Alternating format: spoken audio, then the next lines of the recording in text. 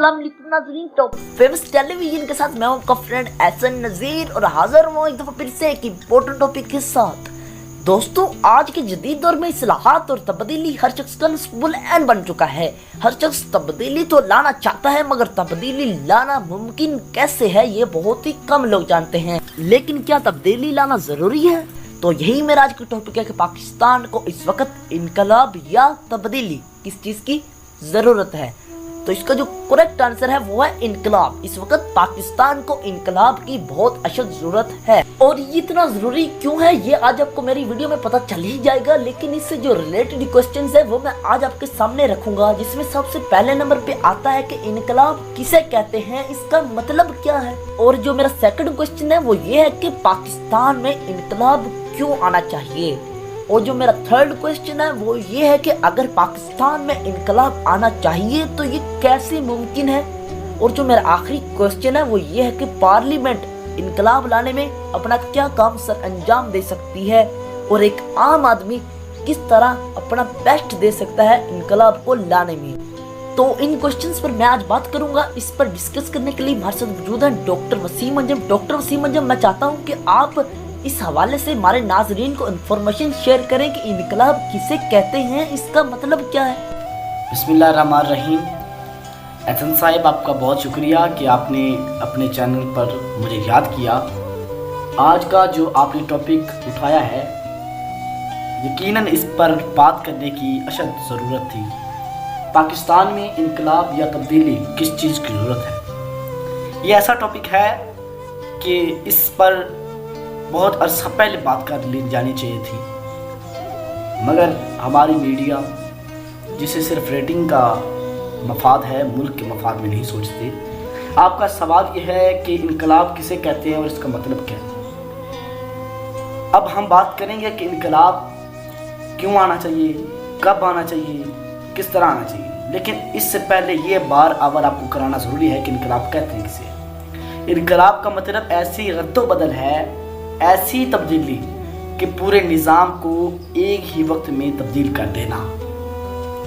अब पाकिस्तान में इनकलाब की सख्त ज़रूरत आ चुकी है मौजूदा दौर में। आपने कहा कि पाकिस्तान को इस वक्त इनकलाब की बहुत सख्त ज़रूरत है। आप ये क्यों कहते हैं कि पाकिस्तान में इस वक्त इनकलाब आना चाहिए और इस वक्त इनकलाब की बहुत सख्त ज़रूरत है पाकिस्तान को? देखिए, पाकिस्तान को 75 साल गुजर चुके हैं।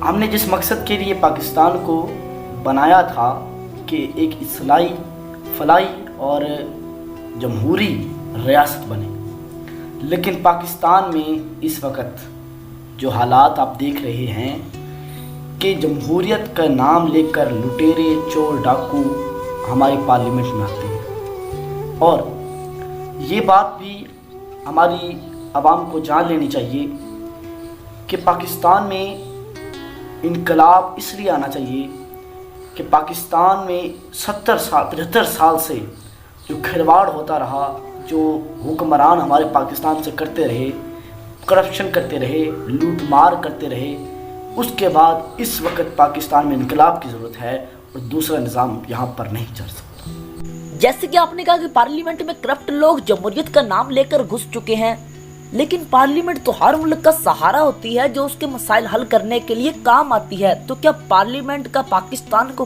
कोई फायदा नहीं, यानी कि पार्लियामेंट के जरिए से पाकिस्तान में इनकलाब नहीं आ सकता?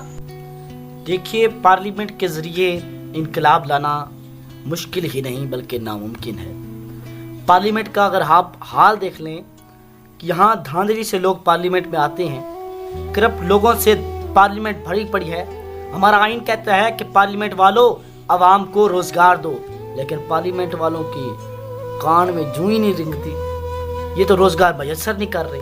हमारा आइन कहता है हर बंदे की जान की हिफाजत तो करो, लेकिन ये नाकाम हो रहे हैं। 50 लाख लोग आज तक बेकसूर मारे गए, उनका हिसाब कौन देगा। हमारा आइन कहता है कि चाइल्ड लेबर का इतलाक करो कि लोगों छोटे बच्चों से काम मत करवाओ, मजदूरी मत करवाओ, लेकिन इसमें भी हुकूमत नाकामी का सामना कर रही है। 70 साल से समाजी मसावात में नाकामी हो रही है। अमीर अमीर होता जा रहा है, गरीब गरीब होता जा रहा है। हमारा आर्टिकल अगर आपको बता दूं मैं, کہ آرٹیکل کی لائن لگ جائے گی, حقوق کی لائن لگ جائے گی, لیکن ہمارا نظام جو ہے اس وقت وہ حقوق فراہم نہیں کر رہا. آرٹیکل کی 218 کی فیز 3 ہے, اس کے مطابق یہ ہے کہ الیکشن کمیشن کی ذمہ داری ہے کہ وہ الیکشن ایمانداری سے کروائے اور ہر قسم کرپشن کا خاتمہ کرے. لیکن آج آپ کی پارلیمنٹ میں یہ ہو رہا ہے, کام نہیں ہو رہا. یہ بے ایمان لوگ آ چکے ہیں اس وقت.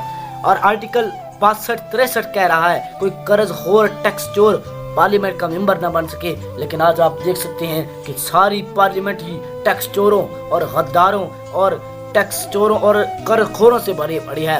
میں یہ نہیں کہتا کہ 5 انگلیاں برابر ہوتی ہیں, کئی ایماندار لوگ بھی پارلیمنٹ میں بیٹھے ہیں, میں ان کو سلام پیش کرتا ہوں. ہماری آرٹیکل 3 کہتی ہے ہر شخص کو تعلیم قابلیت کے مطابق روزگار اور اس کے مطابق معاوضہ دیا جائے, لیکن یہاں کیا نظام ہے, کسی کو تعلیم نہیں دی جا رہی. ہماری یونائٹڈ نیشن کی رپورٹ کے مطابق ہمارے 50 لاکھ بچے ایسے ہیں جو اسکولوں سے باہر ہیں. ہمارے یونائٹڈ نیشن کی رپورٹ کے مطابق ہمارے کئی کروڑ لوگ نوجوان ایسے ہیں جنہیں روزگار نہیں دیا جاتا, وہ خودکشیاں کر رہے ہیں, معاوضہ نہیں دیا جاتا, تنخواہ نہیں دی جاتی. آرٹیکل 9 کہتا ہے ہر شخص کی جان کی حفاظت کرو, لیکن یہاں کیا ہے, کچھ بھی نہیں. آرٹیکل 11 کی کلاس 3 کہتی ہے 14 سال سے کم بچے کو مزدوری نہ کرنے دو, لیکن یہاں کیا ہے, فیکٹریوں میں بچے مزدور ہیں کیونکہ وہ غربت کی وجہ سے ہے. آرٹیکل 25A کہتی ہے کہ 5 سے 16 سال کی عمر میں بچے کو مفت تعلیم دو, اور آرٹیکل 37 کی کلاس B کہتی ہے لازمی تعلیم اور مفت تعلیم دی جائے, لیکن یہاں تو کچھ بھی نہیں ہو رہا. آرٹیکل 37 کی فیز D کہہ رہی ہے ملک میں سستا اور فوری انصاف میسر کیا جائے, لیکن یہاں تو 50 سال سے لوگ کیس لڑ رہے ہیں. میں ایک بات آپ کو بتانا چاہوں کہ ڈاکٹر طارق قادری ایک دفعہ کہہ رہے تھے کہ وہ جب وکالت کرتے تھے ان کے پاس ایک بندہ آیا, بابا تھا, بزرگ تھا, وہ کہہ رہا تھا کیس میں 50 سال سے لڑ رہا ہوں, میرے دادے نے یہ رپورٹ کروایا تھا, کیس زمین کا کیس ہے, لیکن آج تک اس میں ہی مشغول ہوں, یہ پیسے لگا رہا ہوں, لیکن کیس جیت نہیں رہا, کوئی حل نہیں ہو رہا. آرٹیکل 37 کی کلاس C کہتی ہے بچوں عورتوں سے ایسے پیشوں میں کام نہ لیا جائے جو ان کی جنس اور عمر کے خلاف ہو, لیکن یہاں تو الٹی گنگا بہ رہی ہے. آرٹیکل 38 کی فیز A کہتی ہے کہ دولت اور وسائل کو منصفانہ تقسیم کرو, لیکن یہاں امیر امیر اور غریب غریب ہوتا جا رہا ہے. میں آپ کو کیا بتاؤں. آرٹیکل 38 کی فیز D کہتی ہے کہ 5 چیزیں روٹی, کپڑا, مکان, تعلیم, علاج اور عوام کو مفت دی جائے, لیکن آپ دیکھ لیں احسن صاحب, آپ گواہ ہیں کہ پاکستان میں یہ کچھ ہو رہا ہے. کسی سے بھی سوال کر لو کہ یہ ہو رہا ہے, وہ کہے گا نہیں ہو رہا. آرٹیکل 38 کی فیز E کہہ رہی ہے کہ غیر منصفانہ تقسیم سے پیدا ہونے والے فرق کو ختم کیا جائے, لیکن یہاں نظام الٹ ہے. اس لیے میں کہتا ہوں کہ پارلیمنٹ ایسا نظام ایسے نظام بنانے میں نااہل ہے کہ پارلیمنٹ ایسا نظام بنائے کہ وہ مساوات کا نظام ہو, اچھا نظام ہو, جہاں میں جان کی حفاظت کی جائے, جہاں کرپٹ لوگ پارلیمنٹ کا حصہ نہ بنے, جہاں سستا اور فوری انصاف دیا جائے. احسن صاحب, میں یہی کہوں گا کہ پارلیمنٹ اس وقت ناکام دکھائی دے رہی ہے. آپ کہہ رہے ہیں کہ پارلیمنٹ اس معاملے میں ناکام دکھائی دے رہی ہے یا پھر نااہل ہے. اگر پارلیمنٹ اس معاملے میں ناکام ہے یا نااہل ہے تو پاکستان میں انقلاب کیسے آئے گا؟ آپ نے سوال کیا کہ پاکستان میں انقلاب کیسے آ سکتا ہے. میں نے ایک اسکیچ تیار کیا, اس تھوڑا آپ سے بھی شیئر کر لوں. حکومتی اور انتظامی ڈھانچے میں تبدیلی کرنی چاہیے ہمیں. وفاق کا سربراہ قائد ایوان نہیں بلکہ قائد عوام ہونا چاہیے کہ عوام ڈائریکٹلی اپنے صدر کو, اپنے وزیر اعظم کو منتخب کرے, نہ کہ پارلیمنٹ والے. اب دوسری بات, اختیارات جو 20-35 لوگوں میں تقسیم کیے گئے ہیں, وزیر جو 20-35 ہیں, ان کو اختیارات کو 10 لاکھ لوگوں میں تقسیم کرنا چاہیے تاکہ نچلی سطح تک ولیج کونسلر بنے, وفاقی حکمران بھی ہوں, لیکن سٹی کی سطح پر اور ولیج کی سطح پر, قصبے کی سطح پر بھی حکمرانی ہونی چاہیے تاکہ عوام میں پھیلے اختیارات. جتنے زیادہ اختیارات پھیلیں گے اتنا زیادہ تھوڑی کرپشن ہوگی. اب اگلی بات, وفاق کے پاس صرف محدود وزارتیں ہونی چاہیے, جیسے الیکٹریسٹی کی ہے, تعلیم کی ہے, صحت کی ہے, تو یہ وزارتیں وفاقی حکومت کے پاس ہونی چاہیے. ہمیں چاہیے کہ 35 سے زائد صوبے بنائیں, 150 ضلع بنائیں, 800 تحصیلیں بنائیں, 6000 یونین کونسلرز بنائیں, اور آگے ولیج کونسل بھی بنائیں. پارٹی سے زیادہ حکمران عوام کو دی جائے حکمرانی, اور جو کوالیفائڈ لوگ ہوں یہ جیسے حکمران بن کے بیٹھے ہیں وزیر مشیر، یہ ایسے ہی ہمارے ملک میں ہو رہا ہے. یہ نظام بن رہا چکا ہے کہ جو بندہ کوالیفائڈ نہیں ہے اس کو حکمرانی دی جاتی ہے. ہمارا جو اس وقت کا ہمارا منسٹر ہے سائنس اور ٹیکنالوجی کا، میں اس کے خلاف نہیں بول رہا، فواد چودھری صاحب. میں ایک بات کرنا چاہوں، وہ آرٹس پڑھے ہوئے ہیں، انہیں طول اور عرض کے بلد کا پتہ نہیں ہوتا. تو یہ مثال دی ہے میں نے کہ ایسے لوگوں کو وزیر بنا دیا جاتا ہے جو اس چیز کو جانتے ہی نہیں ہوتے. اور ایسے ہم نے کرنا چاہیے کہ عوام کو مشیر بنایا جائے کہ جو کوالیفائڈ ہوں، جو کسی یونیورسٹی کا پروفیسر ہو، جسے ہماری سائنس کے متعلق پورا علم ہو، اسے بنایا جائے وزیر برائے سائنس. یہاں پر میں ایک بات ایڈ کرنا چاہوں گا وسیم انجم صاحب کہ ایک مووی بنی ہے ڈونکی راجا کے نام سے، اس کی اینڈنگ بھی بالکل سیم اسی طرح سے ہوتی ہے کہ ڈونکی راجا اپنے وزیروں کی وزارتیں چینج کرتا ہے جو اس نے دی رکھی ہوتی ہیں. جب وہ اپنے وزیروں کی جگہ چینج کرتا ہے تو تبھی انقلاب آ جاتا ہے، چینج آ جاتا ہے ان کے نظام میں. تو آپ کیا ایڈوائس دیں گے ہمارے پی ایم صاحب کو، کیا انہیں بھی اپنے وزیروں کی وزارتیں چینج کرنی ہوں گی جو انہوں نے ان کو دے رکھی ہیں، اور ان کو ان کے عہدے سے ہٹانا ہوگا یا تبدیل کرنا ہوگا؟ میں کہہ رہا ہوں کہ یہی بات کر رہا تھا کہ جو جس چیز کا اہل ہے اس کے مطابق اس کو وزارت دی جائے، نہ کہ نا اہل بندے کو جسے پتہ ہی نہ ہو وزارت کا کہ یہ کون سا سبجیکٹ ہے اور کون سا میں نے ہینڈل کرنا ہے. اسلام آباد میں وفاقی سپریم کورٹ بنائی جائے، سپریم کورٹ ہر صوبے کی سطح پر بنائی جائے، کیونکہ 35 صوبے ہم بنائیں گے. اگر بنا لیے گی حکومت ہماری تو ہر صوبے میں سپریم کورٹ ہوگی.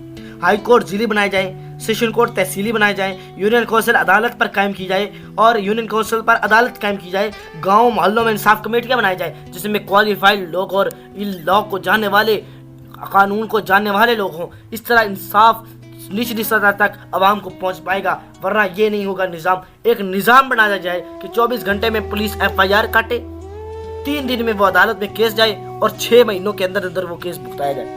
یہ آتا ہے انقلاب، ایسے آتا ہے انقلاب باتوں سے نہیں آتا. یہ ٹیم ورک کا کام ہے اور مل جل کر کرنا چاہیے. یہ کوئی ایک شخص نہیں لائے گا بلکہ عوام مل کر لائے گی.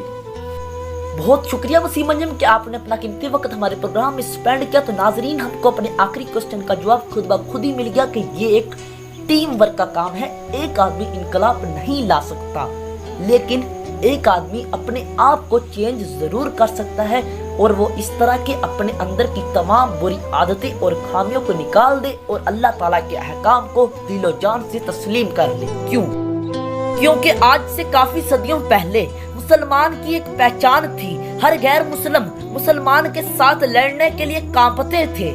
کیونکہ اس وقت مسلمانوں نے اللہ تعالیٰ کے احکام کو دل و جان سے اپنایا ہوا تھا، اور اب مسلمانوں کی وہ تہذیب لڑکھڑانے لگی ہے جس نے گزری ہوئی صدیوں میں نشو نما پائی تھی.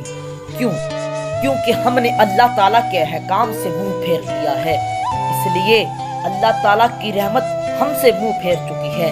اگر ہم اللہ تعالیٰ کی رحمت کا سایہ دوبارہ چاہتے ہیں تو ہمیں چاہیے کہ ہم اللہ تعالیٰ کے احکام کو دل و جان سے تسلیم کر لیں اور اپنے سچے مسلمان ہونے کا ثبوت دنیا کو اس طرح سے دیں کہ مسلمان کی جو پہلے پہچان تھی اسے دوبارہ حاصل کرنا اور اسلام کو عام کرنا اپنی زندگی کا مقصد بنا لیں. در حقیقت یہی اصل انقلاب ہوگا، اور اسی پر عمل کرنے سے ہی ہمارے مسائل حل ہو سکتے ہیں. اور ڈاکٹر وسیم انجم نے جو انفارمیشن ہمیں شیئر کی اس سے یہ ظاہر ہوتا ہے کہ اگر پاکستان میں انقلاب آئے گا تو تبدیلی خود بخود ہی آ جائے گی. انہی الفاظ کے ساتھ میں آپ سے اجازت چاہتا ہوں. اگر زندگی رہی تو میں ملوں گا آپ کو اپنی نیکسٹ ویڈیو میں. تب تک کے لیے اللہ نگہبان.